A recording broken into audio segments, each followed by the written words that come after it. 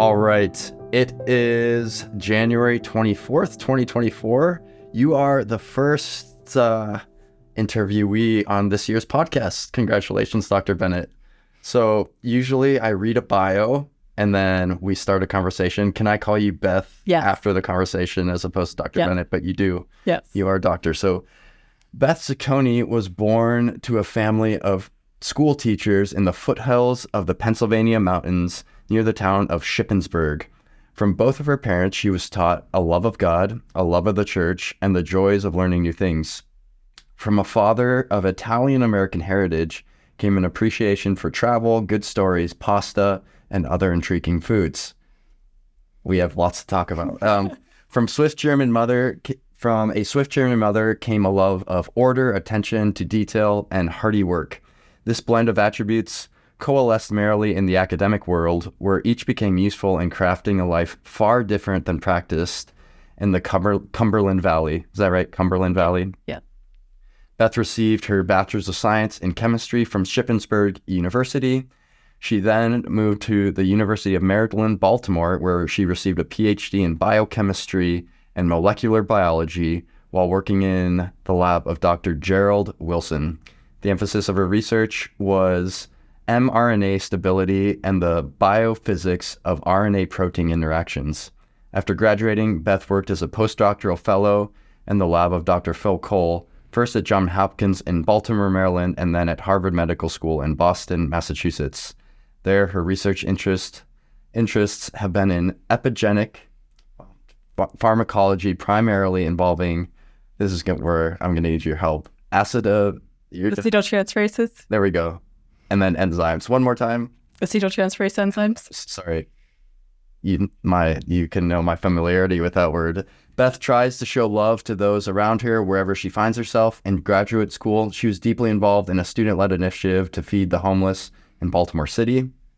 As a postdoc, she was involved in international scholar fellowships both in Baltimore and Boston. In 2017, Beth married David Bennett III. They lived in Brighton, Massachusetts for nearly the first 4 years of marriage before moving to Wrightsville, Pennsylvania to care for family responsibilities. Together, they parent 3 young and vivacious children. Thank you so much for being here today with us. Do you want to add or correct or subtract anything on your bio, first of all, since it's fresh? That's correct. All right. And after reading your bio, it's obvious that you're familiar with biology. So I thought I'd just kick it off with the big question. Why did you decide to study biology? And maybe we can chat about why should other people study biology? It's a big question. Yeah. Starting from a personal level, several reasons. One, it was practical. I was actually coming out of high school, my other career option that I seriously considered was actually photography. And I just weighed the pros and cons, making people look good on paper versus making them feel good in life. And there's some minor psychological benefits to making people feel like they look good.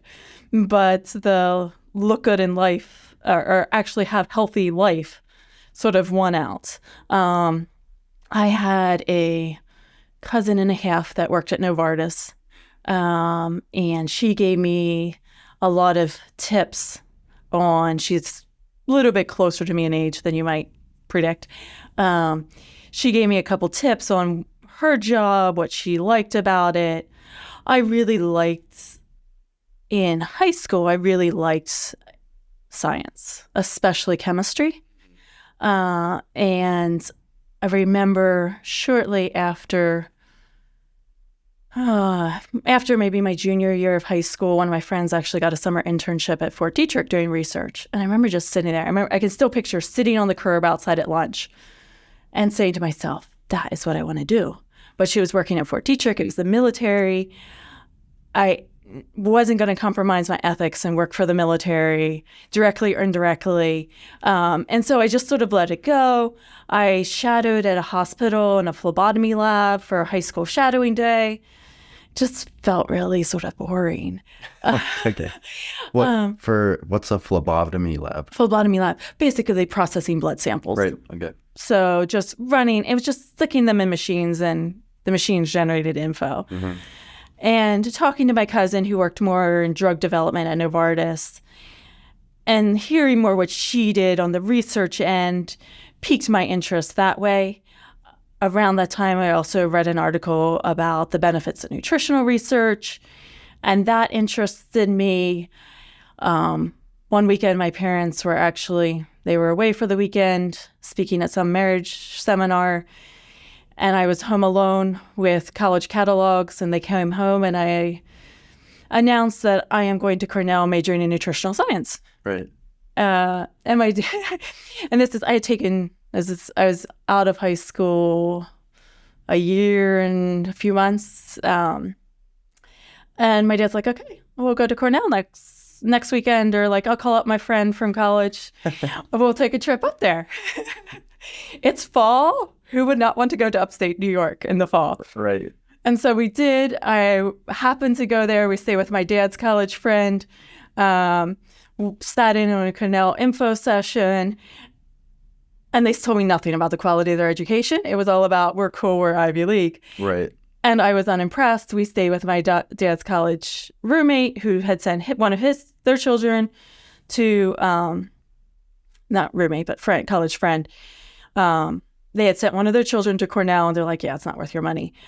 So I decided that I was going to apply to the local state school, Shippensburg University, do 2 years there, get all my nutritional science prereqs in, and then transfer to Cornell. All right. And then, so that's why you studied. Why should other people study? Why should other people study? There's a lot of reasons. I mean, you can help people. Like part of the mission of Jesus is to bring wholeness. Mm-hmm. And physical wholeness is not the end all be all, but it sure feels good to feel good. And you can't function if you're sick. Mm-hmm. And I think there's a lot to be said for benefiting people that way. I would say in general, from a perspective, a lot of Sattler students would be, it provides access to limited access countries. Mm-hmm. I mean, I was invited to give a scientific talk in Iran. Mm-hmm. If not everybody is going to get that invitation. So that would, it just opens many doors, and not just internationally, but also locally. Most research institutions are called the United Nations of the world. Up until now, this may change, but the U.S. has attracted the world's best scientists. Right. And so you get a chance to interact with people, from all over the world. And who is the best missionary to their home country, but the person who's the native. Right. And I'm going to go on a little bit of a sidetrack here, but knowing you and interacting with you, I've seen you, I'm going to use the word, take advantage of Boston a lot more than your average person. I remember when I first met you, you showed up with there's always someone you were with that you had met that was really interesting. And it's kind of tagging onto this, the U.S. is attracting really interesting people. And I'd love to hear you talk a little bit about Boston and studying biology in Boston and some of maybe the unique opportunities that exist. Mm-hmm. And just sort of the benefits of Boston as well. I don't know if you can speak to that. You want me to say that Boston is the best city in the world? No, not the best, but maybe that it makes sense. It makes sense to be here in the city, and it opens a few doors that might not be available otherwise. Yeah, I would say, any research institution, especially one that's in an urban environment, a quality research institution in an urban environment, draws a lot of people. And draws people who maybe have at least an intellectual curiosity in Christianity. Right. And that's the first step. And developing and working shoulder to shoulder with somebody is the best way for the gospel to be shown. So you're saying like in a workday? In a workday. Shoulder to shoulder. Shoulder to shoulder, or having lunch with people. But yeah, I mean, my lab mates, a lab is like a family in many ways. Like my lab mates saw me when I was tired, when I was grumpy. I was even chewed out for something slightly unethical once upon a time, and in sharing things that I wasn't supposed to share. But you get to see how you... Can you get that for more details? Shouldn't have said that one. I feel like I have to ask more. I shared my ID to give a collaborator access to a lab space, which he had forgotten his ID. Okay. Okay. It's not as juicy as I thought it was going to be. All right. And then I just want to say, do you have any tips for people to develop relationships in the day-to-day life that might lead to gospel conversations? I feel like you've done that, or I've watched you do that really well. And any tips on that?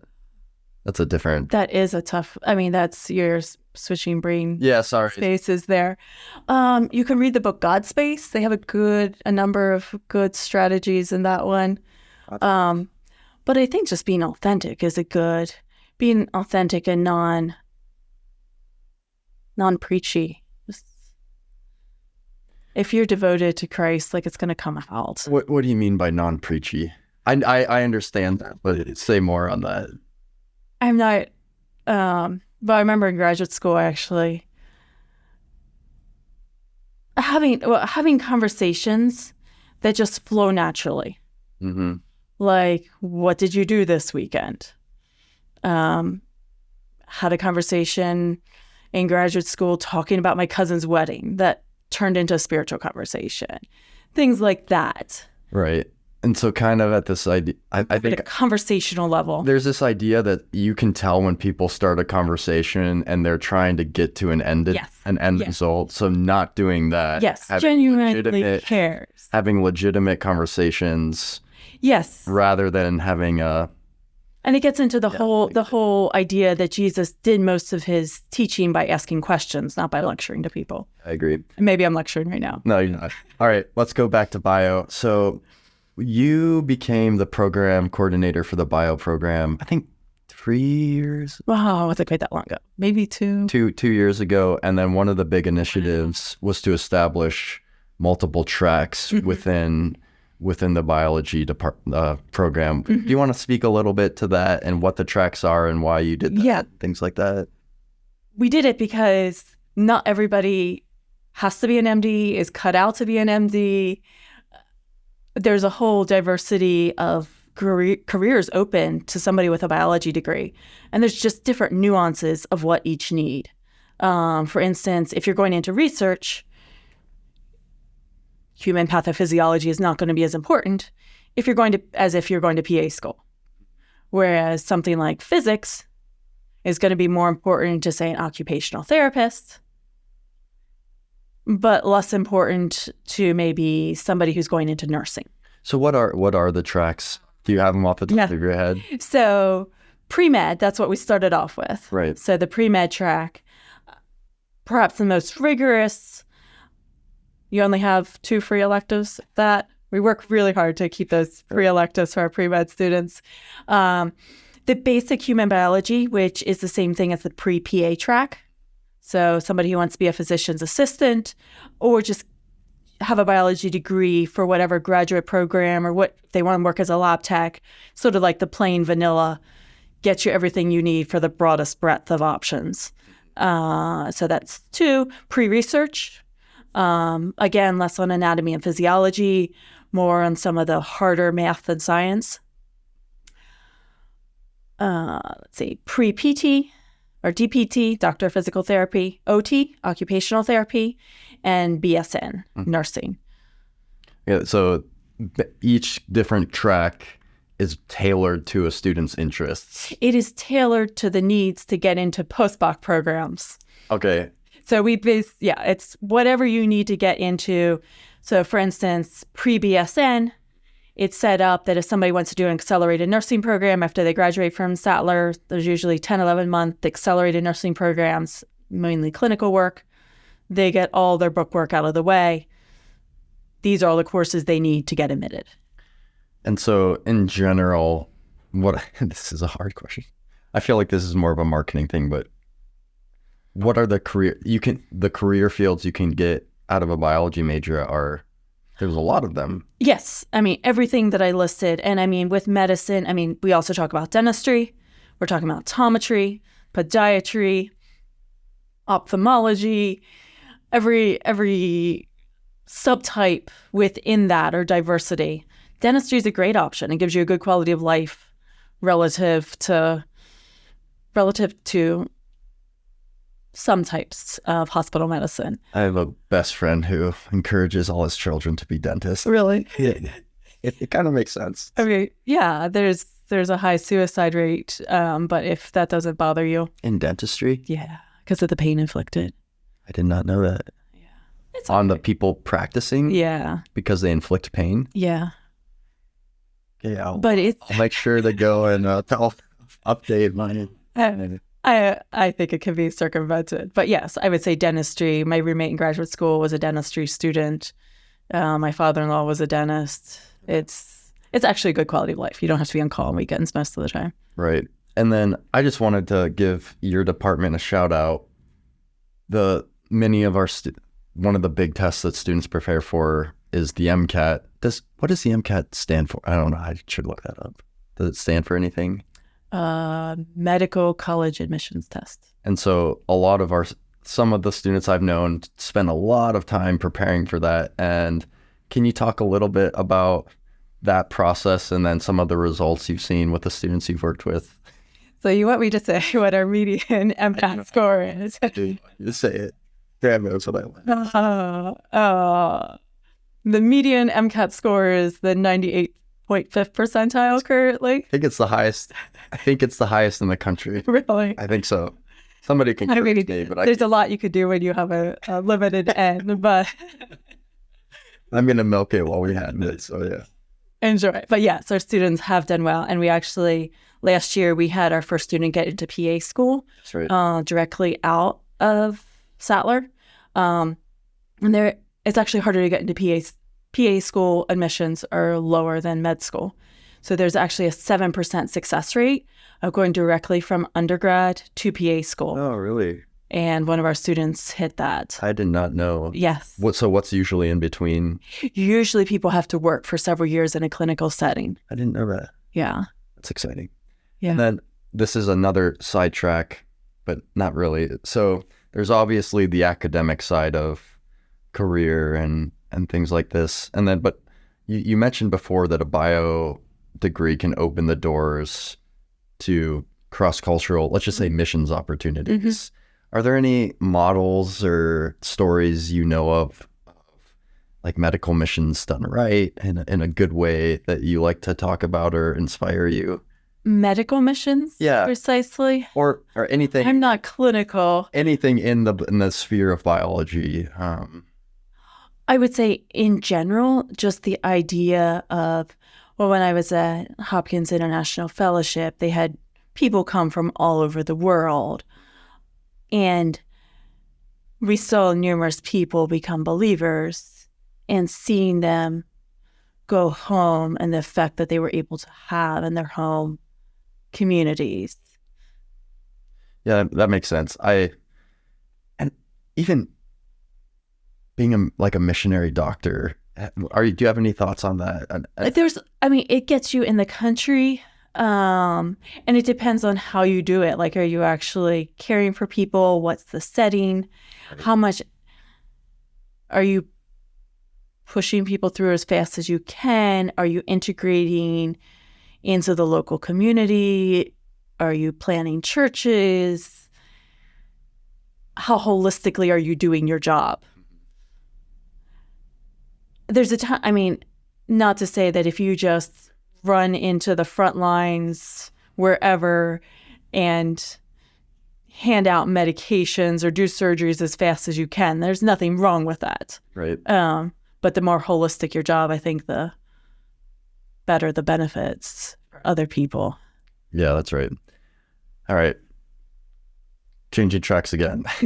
So here at Sattler, we have this pearl moment where we invite people to give pearls of wisdom, and I've heard you share some pearls, and I think it's been an audience favorite when I ask, is there any pearl that stands out to you that either that you've heard or you've given that you like to talk about, just wisdom that you've encountered in your life that you like to share?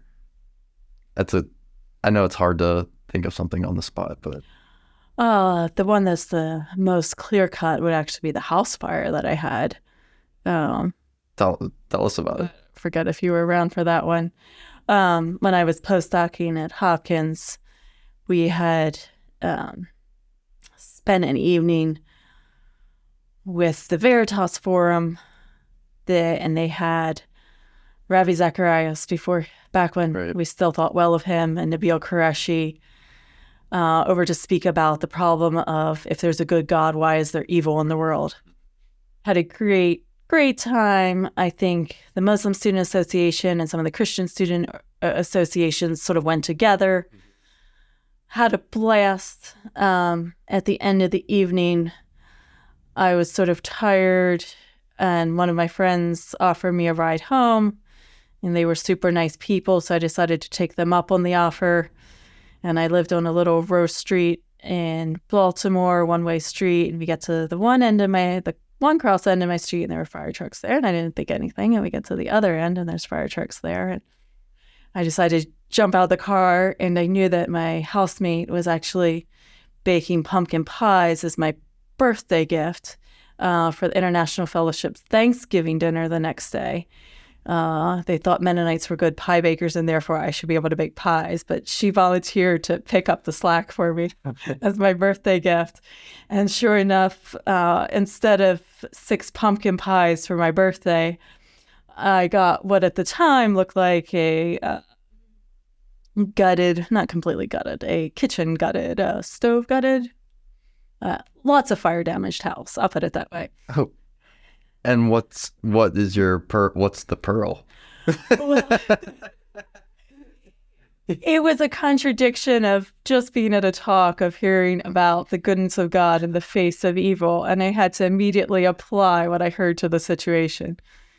Though about 2 months later, when one of my Persian colleagues stopped by my house after we had half moved back in and opened the door to the remodeled version, her first words out of her mouth were congratulations. So instead of 6 pumpkin pies for my birthday, God had decided to give me a $30,000 remodeled kitchen.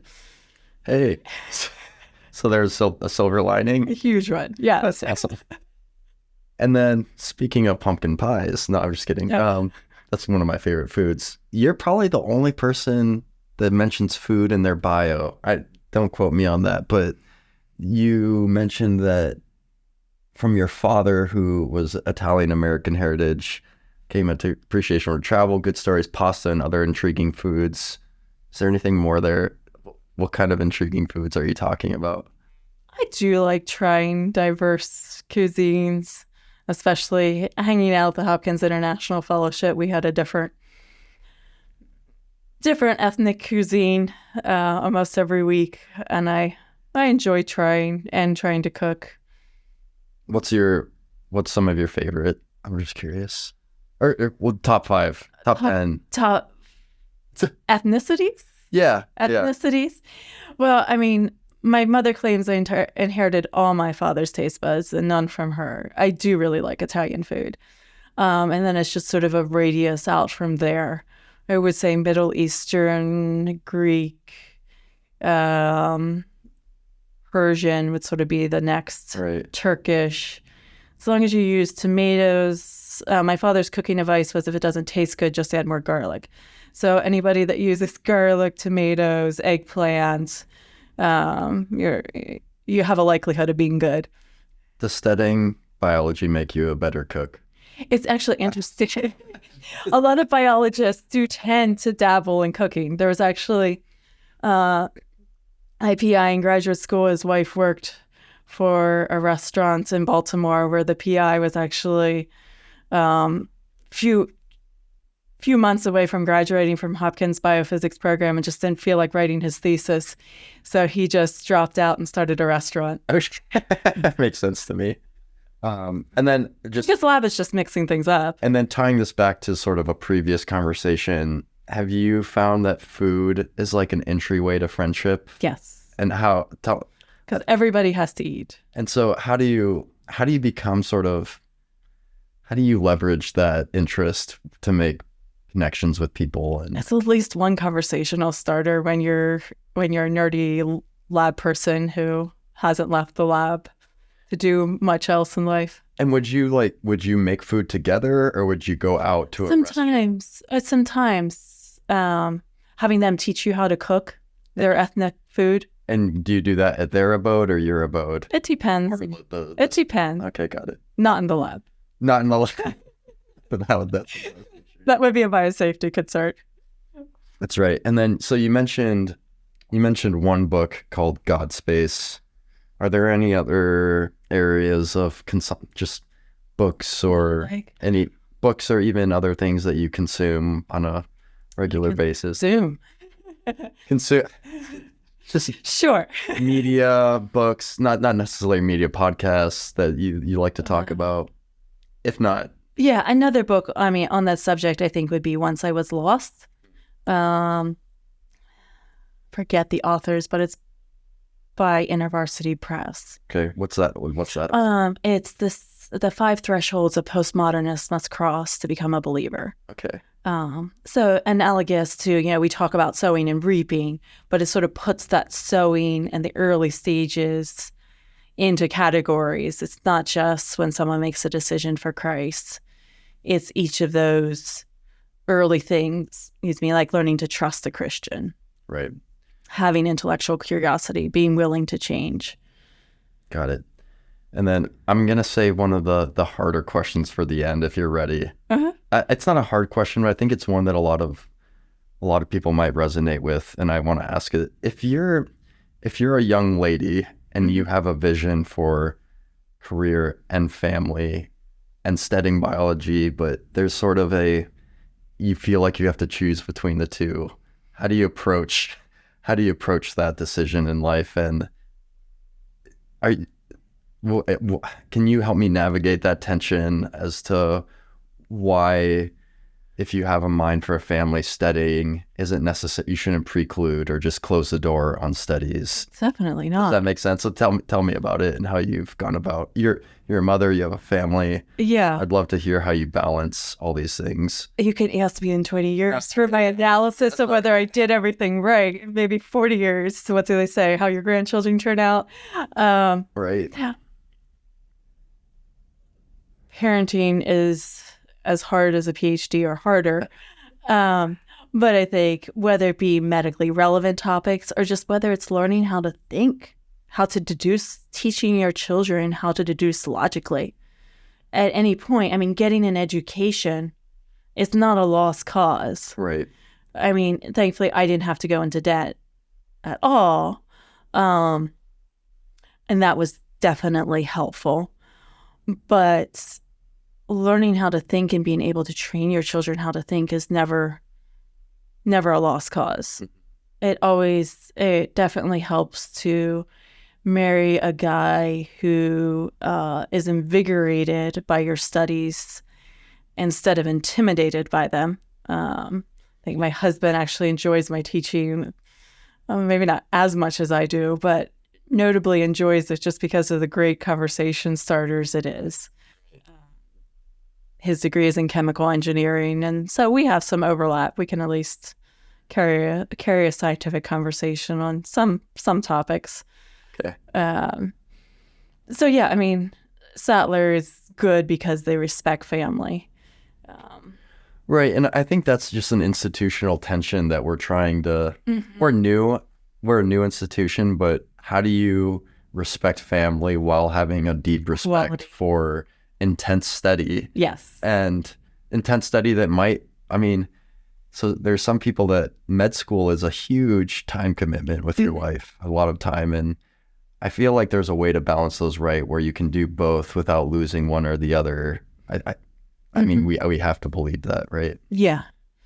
Yeah, I mean, I would like to think that there is. I mean, there's you only have so many hours in your life, but what can you do and how much can you do in that time?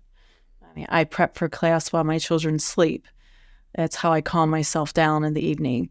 By prepping for class. Yeah. Yeah, I like that. I like that.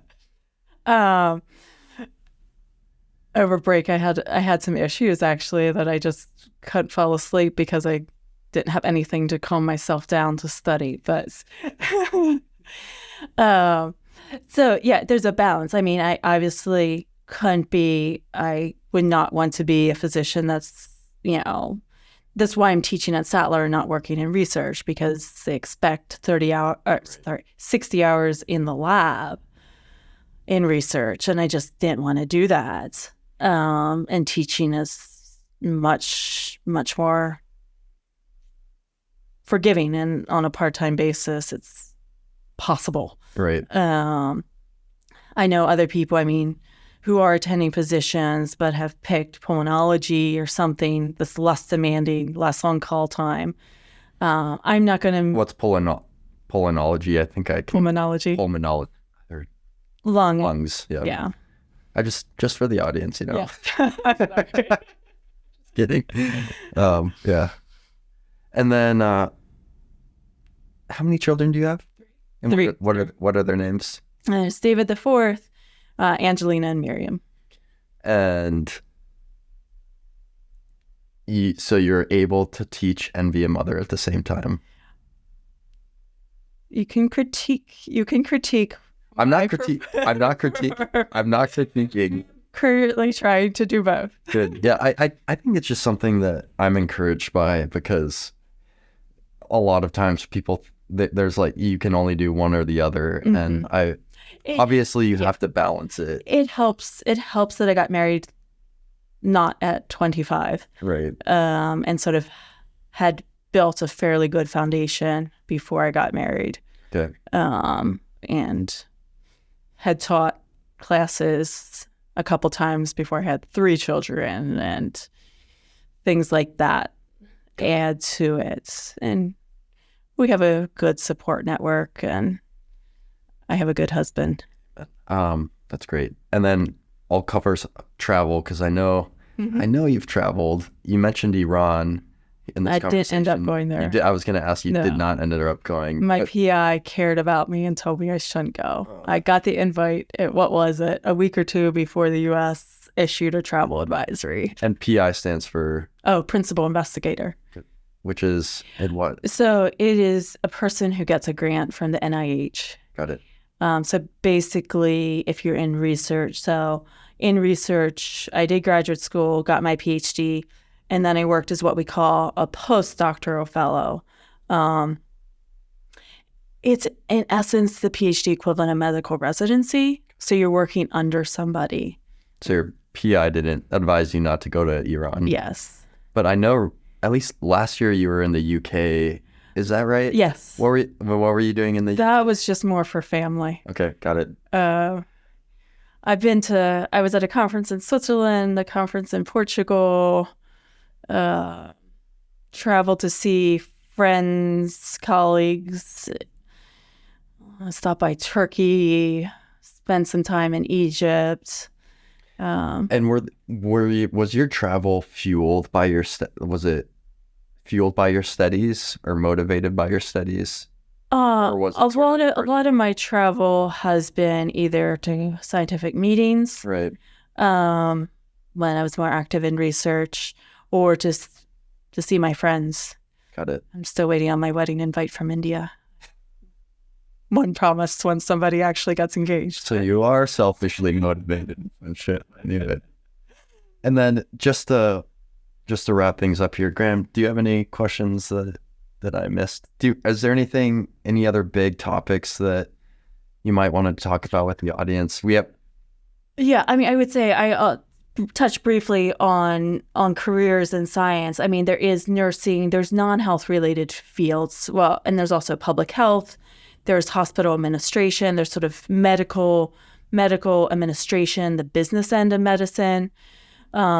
the intersection of biology patent law. So but even out of Sattler, a number of our graduates are working or worked as lab techs for long or short term, just with a basic bachelor's degree in biology.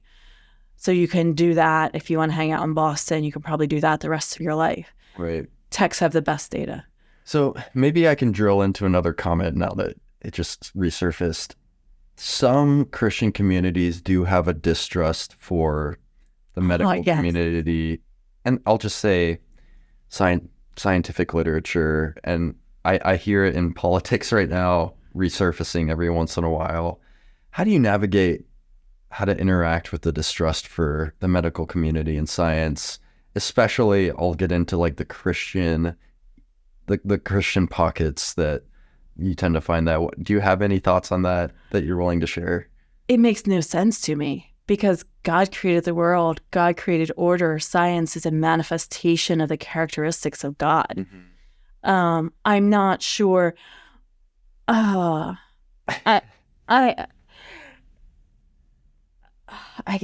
not sure. That's a whole philosophical discussion as to how it started. We actually had a student who enrolled here as a pre-med student just because of that issue, to sort of address that question. So I think it's lack of education.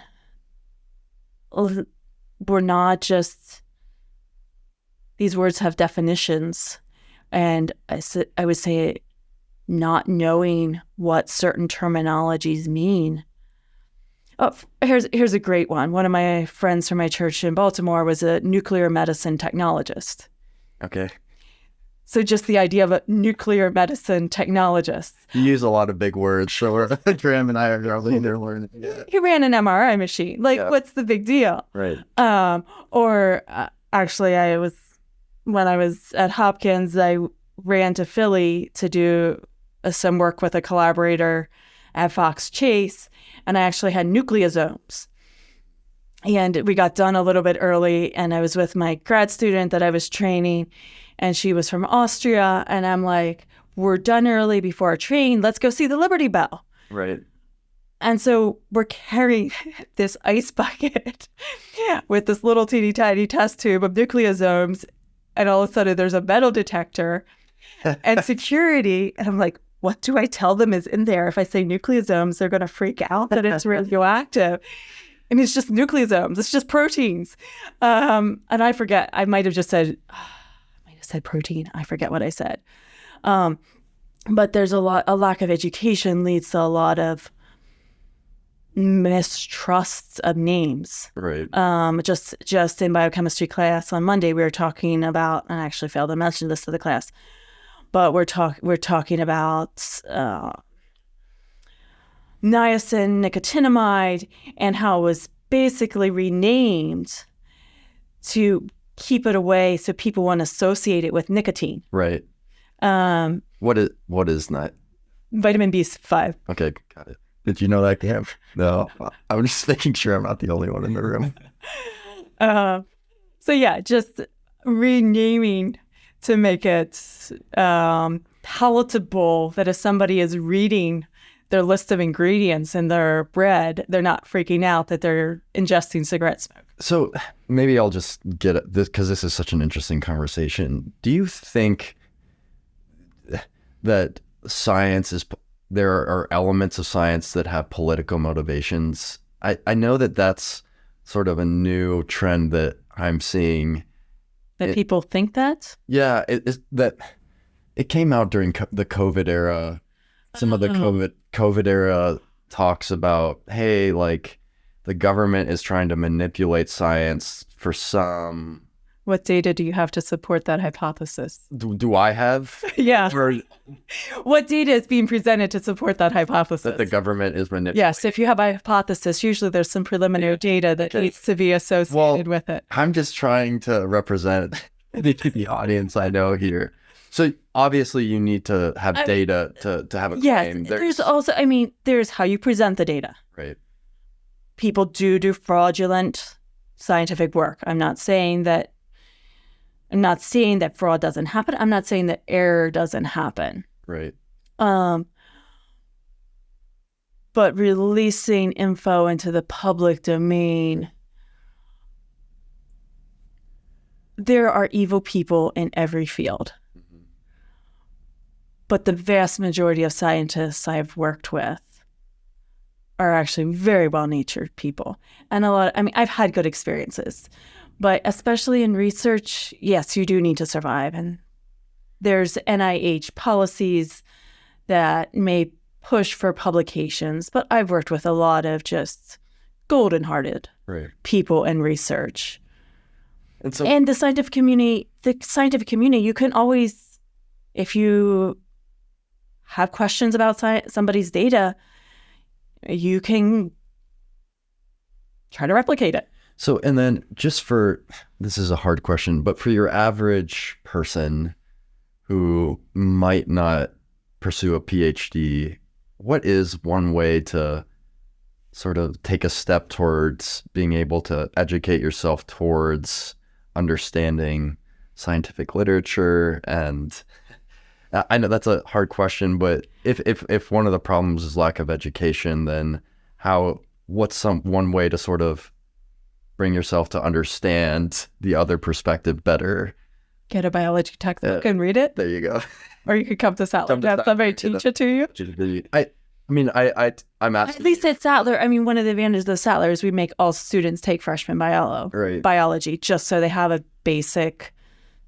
least some of the basic vocabulary. And we've had conversations about even being able to consume literature about studies and randomized controlled trials, and understanding the really, I would say, phenomenal things we can learn through controlled trials, and take statistics too is something that I would say to do. Any other comment in that general sphere of thought about trust, that sort of science isn't the enemy right now? It might be a false enemy. Scientists are humans. They make mistakes, but if they're releasing information, I would like to believe that most scientists are releasing information that is to the best of their current knowledge. Right. Good. Any other? Sorry, I took it. No, that was actually a good topic to cover. Right? Yeah. Any other areas that you feel like you really need to hit on, or any other last words for the audience at all? So you're going to ask me what to name this podcast? I could. I think I'm actually triangulating a name. Oh. But if you have recommendations, do you have? My husband recommended Proffered Golden Apples. Wait, what? What was it? Proffered Golden Apples. Wisdom is like golden apples. Offered. Golden apples. What do you think, Graham? Yeah, it might be above. Maybe it's above.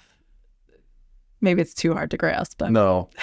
But yeah, I really want to thank you for being here today, and come and study biology at Sattler. Yeah. It's a phenomenal. I think it's a phenomenal program, and I think we have some of the best placement of graduates too. I don't know the stats, and I'm biased. So we have people in med school in Texas. We have people in med school in Pennsylvania. Yes. We have a student in PA school in Pennsylvania. Yes. And then we have a student interviewing everywhere that I know, or an alumni reviewer. Yeah. Yes. And a lot of our graduates, if they have taken a gap year, have gotten good jobs. We have, with the Sattler's capstone requirement, some of them have stayed on working as techs in the lab here in Boston where they did their capstone. Got it. So, yeah, that's one of the benefits of Sattler is we push students to get research internships. But then if they do get one, it does help them. Yeah, I know we have current students with internships at Dana-Farber. Yeah. What is for the... Dana-Farber Cancer Institute. It's one of the top cancer institutes probably in the U.S. We got another student who just got an internship at MGH recently. Yeah. So yeah, it's a great bunch more that hopefully by summer we'll have something landed. And it's a great door opener. And I think from the outside, Boston's really intrigued by Sattler students. I love it seems like we don't quite belong here. You know what I mean by that? Some stories have filtered back to you. Yeah. People are like, what are you doing here in Boston? But I often am really excited to see our students make connections into these really well-run institutions. And yeah, thanks for all your have great students. Yeah, so keep sending more. Thanks for all your work developing the students. And Beth lives in Pennsylvania, so you come back and forth. So thanks for all the travel you do. And if this is the question, can people follow you anywhere? Follow me? I don't want to get followed. Don't try to find Beth online. You can find her bio on our website, which we need to update. You can email me if you need information. All right, you can email Beth if you need information or have any other questions. Well, that wraps it up today. Any announcements? I'll just announce we launched entrustment on Monday, so every accepted student gets a fully funded tuition offer. Really big deal. It's called entrustment. So we have limited spots available for the season. I'm not going to mention how many, but we aren't full yet. So if you're interested in applying, apply at sattler.edu/apply. And then the bio concentrations can be found under, I think, academics on our website. In case you want to. That sounds right. In case you want to read. Or you can email me. Or email that. Email works great. All right. Thank you, Dr. Bennett, or thanks, Beth. Thank you, Zach. Yep.